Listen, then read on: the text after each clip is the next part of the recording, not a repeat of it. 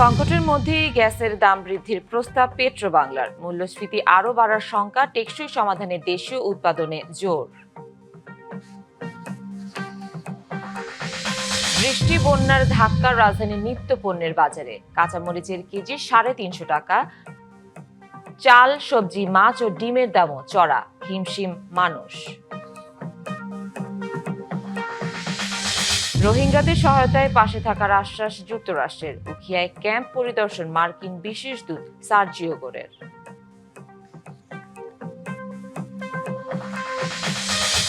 অদক্ষতার অজুহাত দেখিয়ে 17 জনকে চাকরিচ্যুত করেছে ঢাকা স্টক এক্সচেঞ্জ। ভুক্তভোগীদের অভিযোগ, নিয়োগ বাণিজ্যের জন্যই এমন ছাঁটাই।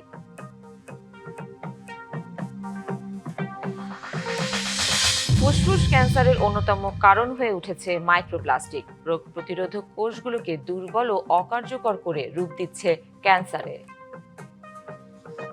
দেখছিলেন মার্কেন্টাইল ব্যাংক সংবাদ শিরোনাম। এবার জানাবো খবরের বিস্তারিত। আপনাদের সাথে আছি আমি সুনন্দা রায়চৌধুরী। রান্নাঘরে গ্যাস নেই, সিএনজি স্টেশনে দীর্ঘ লাইন, শিল্প কারখানায় উৎপাদন ব্যাহত। দেশ জুড়ে যখন সংকট চরমে, ঠিক তখনই গ্যাসের দাম বাড়ানোর প্রস্তাব দিয়েছে পেট্রোবাংলা। বিশেষজ্ঞদের শঙ্কা, এই প্রস্তাব বাস্তবায়িত হলে বাড়বে বিদ্যুৎ উৎপাদন, পরিবহন খরচ এবং মূল্যস্ফীতির চাপ। তাদের মতে মূল্যবৃদ্ধি নয়, সংকটের টেকসই সমাধানে দেশীয় গ্যাস উৎপাদনে বাড়ানো, সিস্টেম লস কমানো এবং নবায়নযোগ্য জ্বালানিতে জোর দেওয়া দরকার। তীব্র গ্যাস সংকটে ভুগছে দেশ। সিএনজি স্টেশন থেকে শুরু করে শিল্প, বাসাবাড়ি সব জায়গায় গ্যাসের জন্য হাহাকার। এমন সংকটের মধ্যেই জ্বালানি মন্ত্রণালয়ে গ্যাসের দাম বাড়ানোর প্রস্তাব দিয়েছে পেট্রোবাংলা। বিদ্যুৎ উৎপাদনে গ্যাসের দাম ঘনমিটার প্রতি 16 টাকা থেকে বাড়িয়ে 25 এবং যানবাহনে ব্যবহৃত সিএনজি 43 থেকে বাড়িয়ে 65 টাকা করার প্রস্তাব দেওয়া হয়েছে। গ্যাসের দাম বাড়লে বিদ্যুৎ উৎপাদন ব্যয় এবং পরিবহন খরচ বাড়বে, এর ফলে বাড়বে মূল্যস্ফীতি, শঙ্কা বিশেষজ্ঞদের। এখন যদি আবার গ্যাসের দাম বাড়ানো হয় তাহলে তো সেটা বিদ্যুৎ উৎপাদন খরচকে বাড়াবে, ফলে আবার বিদ্যুতের ট্যারিফ বাড়ানোর জন্য একটা চাপ তৈরি হতে পারে। সেটা তো ইনফ্লেশনের উপর ইম্প্যাক্ট ফেলবেই, সেই সাথে প্রোডাকশন কস্ট, ট্রান্সপোর্টেশন কস্ট, সব ধরনের জায়গাতেই এটার সিগনিফিকেন্ট ইম্প্যাক্ট পড়বে। মূল্য বৃদ্ধির এই জায়গা থেকে আমরা আসলে আর বেরোতে পারবো না। স্থায়ী ভালনারেবিলিটি তৈরি হয়ে যাচ্ছে আমাদের জন্য। বিশেষজ্ঞরা বলছেন, চুরি অপচয় বন্ধ না করে ব্যর্থতার দায় গ্রাহকের উপর চাপাচ্ছে সরকার।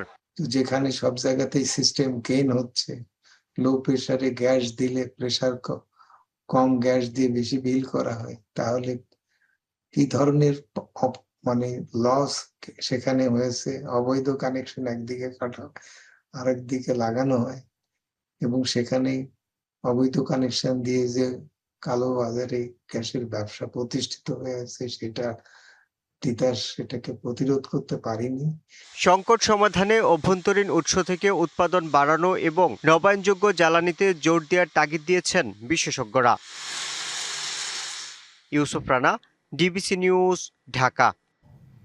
টানা বৃষ্টি আর বিভিন্ন অঞ্চলে বন্যার প্রভাব পড়েছে রাজধানীর নিত্যপণ্যের বাজারে। ব্যাহত কৃষিপণ্য সংগ্রহ ও সরবরাহ, এতে ঊর্ধ্বমুখী কাঁচামরিচের বাজার কেজি স্পর্শ করেছে 350 টাকা।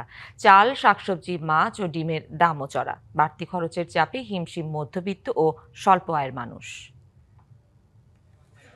শুক্রবার রাজধানীর বিভিন্ন বাজার ঘুরে দেখা যায় প্রতি কেজি কাঁচামরিচ বিক্রি হচ্ছে 350 টাকায়। চড়া সবজির দামও, বেগুন বিক্রি হচ্ছে 160 থেকে 180 টাকা কেজি। বিক্রেতারা বলছেন, গেল কয়েকদিনের বৃষ্টি ও বিভিন্ন স্থানে বন্যায় উৎপাদন ও সরবরাহ ব্যাহত হওয়ায় এর প্রভাব পড়েছে বাজারে। ফলে সপ্তাহের ব্যবধানে বেড়েছে বেশিরভাগ সবজির দাম। মানে আগুন সবকিছুই, মানে বর্তমানে বাজার করা খুব কষ্টকর। এই যে কাঁচা মরিচ 360 টাকা কেজি, কি বলবো আমরা সাধারণ লোক, জিম্মি হয়ে গেছি আমরা। শুধু সবজিই নয়, বেড়েছে মাছ, ডিম ও চালের দামও। গত সপ্তাহের তুলনায় বিভিন্ন ধরনের মাছ কেজি প্রতি 20 থেকে 30 টাকা বেশিতে বিক্রি হচ্ছে। প্রতি ডজন ডিম বেড়েছে 10 টাকা।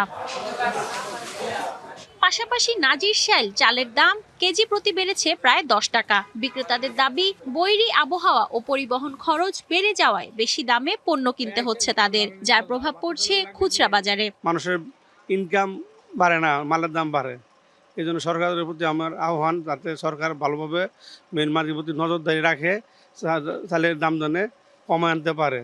ক্রেতাদের অভিযোগ, ধারাবাহিক মূল্য বৃদ্ধিতে সংসারের ব্যয় সামাল দেয়া দিন দিন কঠিন হয়ে উঠেছে। নিত্যপণ্যের দামে স্বস্তি ফেরাতে বাজারে নিয়মিত তদারকি বাড়ানোর পাশাপাশি দ্রুত সরবরাহ ব্যবস্থা স্বাভাবিক করার দাবি তাদের।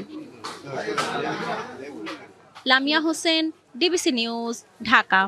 হাজার হাজার কিলোমিটার দূরের দেশ নেদারল্যান্ডস, ভিন্ন ভাষা, ভিন্ন সংস্কৃতি, তবুও মানবতার টানে ছুটে এসেছেন বাংলাদেশের পঞ্চগড়ে। নিজের অর্থে দেশে এসে শুধু অর্থ সহায়তাই নয়, কাঁধে ইট আর বালু তুলে প্রতিবন্ধী ও কুষ্ঠরোগে আক্রান্তদের জন্য গড়ে তুলেছেন একটি স্বপ্নের ঠিকানা। ইট, বালু আর সিমেন্টের ভেতরেই যেন ফুটে উঠেছে মানবতার এক অনন্য গল্প। পঞ্চগড়ের আটোয়ারী উপজেলার ধাইধাইপাড়ায় প্রতিবন্ধী মানুষের জন্য নতুন কার্যালয় নির্মাণে শ্রম দিচ্ছেন নেদারল্যান্ডসের ওয়ার্ল্ড সার্ভেন্টসের সদস্যরা। ২৯ জনের এই দলের কেউ শিক্ষক, কেউ ব্যাংকার, আবার কেউ শিক্ষার্থী। কিন্তু এখানে তাদের পরিচয় একটাই, সবাই মানবতার ফেরিওয়ালা। সকাল থেকে বিকেল পর্যন্ত স্থানীয় শ্রমিকদের সঙ্গে সমানতালে শ্রম দিচ্ছেন তারা। এখানকার মানুষের মন অনেক উদার। আমরা স্থানীয় সংস্থাগুলোর সাথে সমন্বয় করে অসহায় মানুষগুলোর উন্নত জীবনের জন্য চেষ্টা করছি। আগমনী কুষ্ঠ ও প্রতিবন্ধী সমাজ কল্যাণ সংস্থা তৈরি করছে এই স্থাপনা, যা চালু হলে প্রতিবন্ধী ও কুষ্ঠমুক্ত মানুষের পুনর্বাসন এবং প্রশিক্ষণ পাবে নতুন গতি, এমন আশা সংশ্লিষ্টদের। তারা আমাদেরকে যেভাবে মূল্যটা দিল এবং আমাদের সাথে তারা মিশুকভাবে কাজ করলো, এটা নিয়ে আমরা খুব খুশি। যে টাকাটা দিচ্ছে ওইটা টাকা দিয়ে ওরা নিজেরাই আমাদের সাথে কাজ করতেছে। তারা যে এই নিজেরা কাজ করে এই প্রতিবন্ধীদের সহায়তায় তাদের অধিকার আদায়ে সচেষ্ট হচ্ছে তারা, এই জন্য আমি তাদেরকে আন্তরিকভাবে অভিনন্দন এবং ধন্যবাদ জানাই। বিদেশি স্বেচ্ছাসেবীদের এই উদ্যোগে সমাজে সহমর্মিতা ও মানবিকতার বার্তাও ছড়িয়ে দিতে উদাহরণ হিসেবে কাজ করবে, বলছেন আটোয়ারী উপজেলা নির্বাহী কর্মকর্তা। আমরা প্রতিবন্ধীদেরকে মনে করি যে বোঝা, হ্যাঁ, ওনারা কিন্তু বাইরের দেশ কিন্তু সেটাকে সম্পদ না, এবং ওনাদের এই মন মানসিকতা আমাদের মধ্যেও এখন সম্প্রসারণ হচ্ছে। আমরাও কিন্তু প্রতিবন্ধী যারা আছে তাদেরকে এখন প্রতিবন্ধী না বলে আমরা বলি যে বিশেষ ক্ষমতা সম্পন্ন বা গুণ সম্পন্ন মানুষ, এরকমই আমরা আখ্যায়িত করার চেষ্টা করছি। সুবিধাবঞ্চিত মানুষের সেবায় সমাজের সব শ্রেণীকে এগিয়ে আসার আহ্বান তার। DBC news desk. ২৪ পহেলা আগস্ট, তবে কোটা সংস্কার আন্দোলনের ছাত্র জনতার কাছে তখনও যেন শেষ হয়নি জুলাই। তাই তাদের ভাষায় এটি ছিল ৩২শে জুলাই। শিক্ষার্থী, শিক্ষক, শিল্পী, সংস্কৃতিকর্মী থেকে শুরু করে সাধারণ মানুষ সবাই নেমে আসেন রাজপথে। আন্দোলনের ঢেউ ছড়িয়ে পড়ে সারা দেশেই। ক্রমবর্ধমান গণবিক্ষোভে তীব্র চাপে পড়ে তৎকালীন সরকার শেখ হাসিনা। এক পর্যায়ে আন্দোলনের সমন্বয়কদের মুক্তি দিয়ে সরকার কিছুটা নমনীয় অবস্থানের ইঙ্গিত দেয়, কিন্তু তাতেও থামেনি আন্দোলন।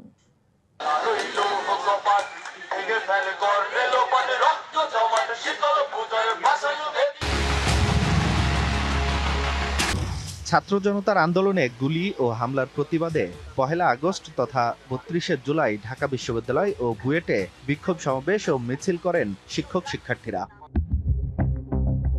এদিন আন্দোলনে সংহতি জানায় শিল্পী সমাজও। রাজধানীর ফার্মগেটে প্রতিবাদ কর্মসূচিতে ৯ দফা দাবির প্রতি সমর্থন জানিয়ে হত্যা, সহিংসতা, গণগ্রেফতার ও হয়রানির প্রতিবাদ করেন তারা।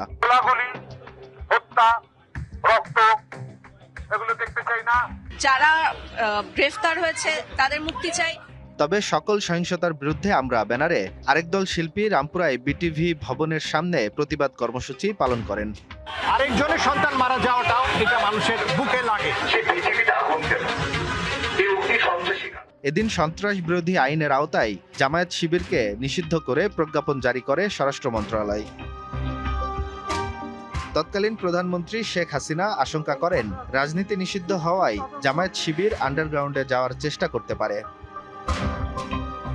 অন্যদিকে টানা কয়েকদিন হেফাজতে থাকার পর ৬ সমন্বয়ককে ছেড়ে দেয় গোয়েন্দা পুলিশ।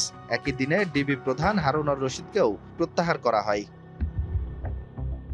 এদিকে জাতিসংঘের ফ্যাক্ট ফাইন্ডিং মিশন পাঠানোর প্রস্তাবে সাড়া না দেওয়ার সিদ্ধান্তের কথা জানান তৎকালীন পররাষ্ট্র সচিব। অন্যদিকে সাবেক তথ্য প্রতিমন্ত্রী মোহাম্মদ আরাফাত হত্যা ও সহিংসতার বিচার বিভাগীয় তদন্তের ঘোষণা দেন। এটা দেখে বিশ্বাস করেন না, একটু যাচাই বাছাই করেন। অস্থির পরিস্থিতিতে 10ই আগস্ট পর্যন্ত এইচএসসি ও সমমান পরীক্ষা স্থগিত রাখে সরকার। রিমেম্বারিং দ্য হিরোজ কর্মসূচি পালন করে বৈষম্য বিরোধী ছাত্র আন্দোলন। চলে মার্চ ফর জাস্টিস কর্মসূচিও। 18 কোটা সংস্কার আন্দোলন, 18 ইলেকশন এবং 28 অক্টোবর থেকে 7 জানুয়ারি বাংলাদেশ জাতীয়তাবাদী দল কর্তৃক যে হরতাল, অবরোধ এবং নির্বাচন বর্জন কর্মসূচি ছিল, ওইখানে প্রায় আমার 26টার মতো কর্মসূচিতে অংশগ্রহণ ছিল। বাংলাদেশের মানুষ খুনি হাসিনা থেকে মুক্তি চায়, বাংলাদেশের মানুষ তাদের ভোটাধিকার ফেরত চায়, তাদের বাকস্বাধীনতা ফেরত চায়। এর জন্যই আমরা রাজপথে সক্রিয় ছিলাম দেশনেত্রী বেগম খালেদা জিয়া এবং তারেক রহমানের নেতৃত্বে। সরকারের একের পর এক সিদ্ধান্ত, আন্তর্জাতিক চাপ এবং রাজপথে প্রতিরোধ সব মিলিয়ে সংকট শুধু শিক্ষার্থীদের দাবির মধ্যে সীমাবদ্ধ থাকেনি, রূপ নেয় জাতীয় রাজনৈতিক সংকটে। আঞ্জাম খালেক, ডিবিসি নিউজ, ঢাকা। মানচিত্রের আঁকাবাঁকা রেখা একসময় কেড়ে নিয়েছিল হাজারো মানুষের নাগরিক অধিকার। দুই দেশের মধ্য থেকেও কোনো দেশের নাগরিকত্ব ছিল না তাদের, মিলত না শিক্ষা, স্বাস্থ্য বা রাষ্ট্রীয় সুযোগ সুবিধা। সেই বঞ্চনার অবসান ঘটে 2015 সালে ছিটমহল বিনিময়ের মাধ্যমে। ওই ঘটনার এক যুগের পদার্পণে ছিটমহলগুলো আজ উন্নয়নের নতুন জনপদ। তবে নানা অবকাঠামো গড়ে উঠলেও হয়নি কর্মসংস্থানের সুযোগ। একসময় এই ভূখণ্ড ছিল মানচিত্রের জটিল ধাঁধার প্রতীক, কেননা দেশের ভেতরেই ছিল আরেকটি বিচ্ছিন্ন ভূখণ্ড। ছিল না রাষ্ট্রীয় পরিচয় আর মৌলিক অধিকার। বাংলাদেশের অভ্যন্তরে ভারতের 111টি এবং ভারতের অভ্যন্তরে বাংলাদেশের 51টি ছিটমহলের বাসিন্দারা বছরের পর বছর কাটিয়েছেন রাষ্ট্রহীন জীবন। কিন্তু 2015 সালের 31 জুলাই মধ্যরাতে বাংলাদেশ ভারত স্থল সীমান্ত চুক্তি বাস্তবায়নের মাধ্যমে অবসান ঘটে এই জটিলতার। পঞ্চগড়ের মূল ভূখণ্ডের সাথে যুক্ত হয় 36টি বিলুপ্ত ছিটমহল। 11 বছর পেরিয়ে 12 বছরে বদলে গেছে এসব জনপদের চিত্র। আয়তন ও জনসংখ্যার দিক থেকে অন্যতম গারাতি ছিটমহল। একসময় অবহেলা, অনিশ্চয়তা আর বঞ্চনা থাকলেও এখন সেখানে লেগেছে উন্নয়নের ছোঁয়া। সিট বাংলাদেশ হওয়ার পর থেকে আমরা অনেক কিছু সুযোগ সুবিধা পেয়েছি। এখন আগে বিচার পাইতো না, এখন বিচার পাচ্ছে। প্রায় সব সড়কই এখন পাকা, পৌঁছে গেছে বিদ্যুৎ, শিক্ষা ও স্বাস্থ্যসেবা। গড়ে উঠেছে স্কুল, কলেজ, মাদ্রাসা ও কমিউনিটি ক্লিনিক। সামাজিক নিরাপত্তা কর্মসূচির আওতায় আসছেন স্থানীয়রা। সরকারের যে অভূতপূর্ব উন্নয়ন, এই উন্নয়নে সরকারের শতভাগ সফলতা এখানে নিশ্চিত হয়েছে।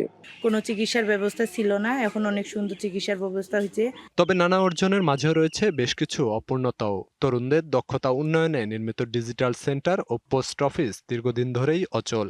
এইগুলো যেহেতু এখন আমাদের দেশের অংশ, আমাদের ভূখণ্ডের অংশ, সরকার যথাযথ উদ্যোগ নিয়ে সেসব এলাকার জনগণকে মূলধারায় ফিরিয়ে নিয়ে আসার পদক্ষেপ গ্রহণ করেছি।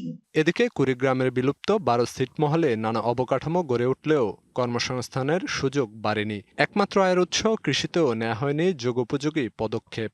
পুষ্টিকর খাদ্য, মানসম্মত খাদ্য যে আমরা পাওয়ার আশা ছিল, সেটি আজ পর্যন্ত আমরা পাইনি। যতটুকু আশা করছি ততটুকু আমরা সরকারের কাছ থেকে পাইনি।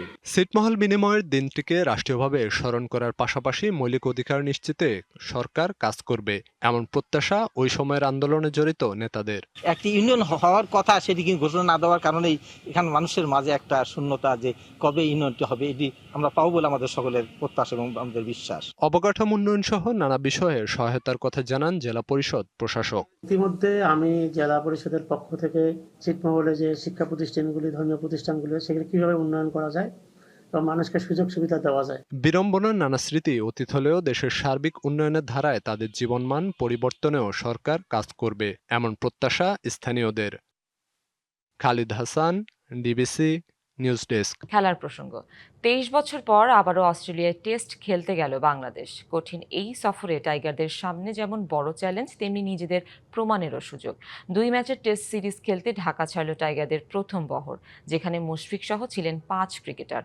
সঙ্গে ছিলেন head coach Phil Simmons, spin bowling coach Mushtaq ও ব্যাটিং কোচ মোহাম্মদ আশরাফুল। লাল বলের বড় পরীক্ষার ডাক, সেই পরীক্ষায় অংশ নিতেই অস্ট্রেলিয়ার উদ্দেশ্যে উড়াল দিল বাংলাদেশ ক্রিকেট দল। 2 ম্যাচের টেস্ট সিরিজ খেলতে শুক্রবার রাতে দেশ ছেড়েছেন টাইগারের প্রথম বহর। দ্বিতীয় বহর যাবে 2 আগস্ট।